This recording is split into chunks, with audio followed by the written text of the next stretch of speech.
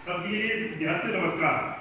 ये आज हम एनसीईआरटी का कक्षा 12वीं का गणित पढ़ रहे हैं। इसमें पढ़ेंगे 9/5 इकाई यूनिट से पहले हम पढ़ेंगे क्वेश्चन नंबर 2। पहले हम समझना चाहते हैं कि जो एनसीईआरटी में 9/5 जो अध्याय है अवकलन समीकरण में हम पढ़ना चाहेंगे रैखिक अवकल समीकरण होता क्या है। रैखिक अवकल समीकरण को करने से पहले कोई स्टेप बटी हुई इसमें और उन्हीं स्टेप के आधार पर हम बुझेंगे तब सवाल पूर्ण होगा। वो अवकल समीकरण होता क्या है पहले ये देख लेते हैं। अवकल एक मतलब क्या है, किसी समीकरण का अवकल करना। इस समीकरण के रूप में है ये है एक भाग 2 है, इसका भाग है LHS बराबर RHS। ये अवकल समीकरण है। मगर हम पढ़ने जा रहे हैं रैखिक अवकल। रैखिक अवकल क्या हुआ, एक बार अवकल हो किसी चीज का, उसके y के रूप में कोई संख्या होगी और q के रूप में कोई संख्या होगी। क्लियर? हमारे जो विद्यार्थी बैठे हुए हैं इसका मैंने एक नमूना दिया है कि रैखिक अवकल समीकरण होती क्या है, इसको मैं दिया है। ये देखिए रैखिक है, ये y के रूप में है, इससे गुणा 1 है यहाँ पर। इसलिए sin थीटा दिया, q के रूप में दिया। इसका भी एक अवकल समीकरण है जो y के रूप में दिया, इसमें गुणा 1/x है। ये है ex। क्लियर? इस सवाल को यदि मान लो सवाल हमारा dy/dx के रूप में होगा तो जब y है जब y होगा। यदि जब y है दोनों x होगा यहाँ पर। यदि मान लो यही सवाल हमारा इस रूप में है dx/dy के रूप में है तो जब x होगा। हमारे विद्यार्थी बड़े गंभीर समझ रहे हैं, अच्छा लग रहा है। तो dx/x होगा, x होगा, जब y होगा। सवाल हमारा इस रूप में देखेंगे और सवाल करते हैं। सवाल 9/5 का चलिए ओके। अब हम इस सवाल को हल करने से पहले रैखिक अवकल समीकरण को हल करने के लिए हम प्रश्नावली 9/5 का दूसरा सवाल एक सिंपल सवाल है। हम इससे बड़े बड़े सवाल लेंगे, पहले सिंपल सवाल को समझेंगे। सवाल हमारा है dy/dx के रूप में है। ये सवाल हमारा इस रूप में मिल रहा है, दिख रहा होगा आपको। इस रूप में मिल रहा है तो ऐसे करने में 3 स्टेप गुजरेंगे हम। किसके रूप में p के और q का मान निकालेंगे। तो p और q का मान निकालने के लिए जो y के गुणांक है वो p का मान कहलाएगा और q जो होगा हमारा RHS में जो मान दिया है वो q का मान कहलाएगा। Step first. दूसरे स्टेप में गुजरेंगे हम तो IF निकालेंगे। IF का सूत्र होगा ये हमारा e की पावर होता है समाकलन p dx।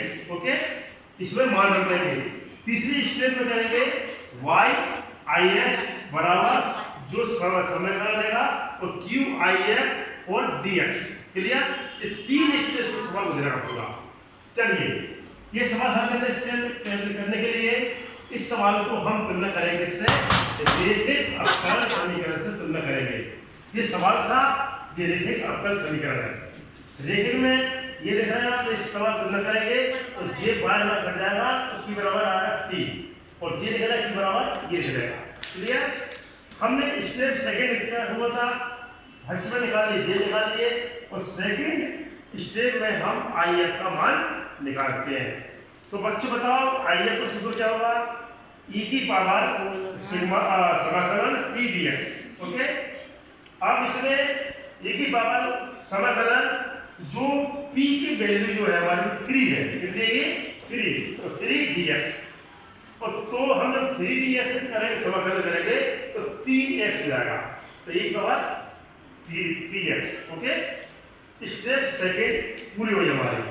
अगला स्टेप हम बताएंगे आपको कि ये फार्मूला लगा देते हैं। तो YIF बराबर समाकलन QIF dx।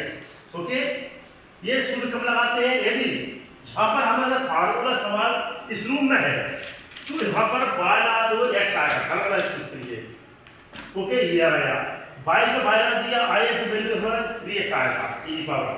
ये रख दिया p की वैल्यू जितनी और ये i की वैल्यू रख दिया हमने। कोई टेंशन नहीं है, नहीं आ रहा, बार-बार देखिए, इसके लिए आपको 100% सवाल कोई सा भी आ जाएगा आपको। इस प्रकार y का y रख दिया, ये रख दिया पूरा। इसमें तुम देख रहे होगे एक ये हमारा धनात्मक है, ऋणात्मक है। आधार 1 से होते हैं, जुड़ जाती है तो 3x + 2x - 2 है, तो इसमें घट जाएगी, ये बचेगी। या नीचे ले जाकर काट सकते हैं। 2 स्टेप इसकी विधि। तो हमने घटा दिया, आधा रेशम से घास जुड़ गई, तो जो 3s धन माइनस के 2s ये बचेगा, ये पूरा चलेगा हमारा। तो EX जो है हमारा, अब ES का अपकरण वही पावर होगा, वो ES का EX ही रहता है। यदि मान लो 2s होते तो फिर 2 और 2 रहेगा। ये एक हमारा अच्छा जुड़ जाते C।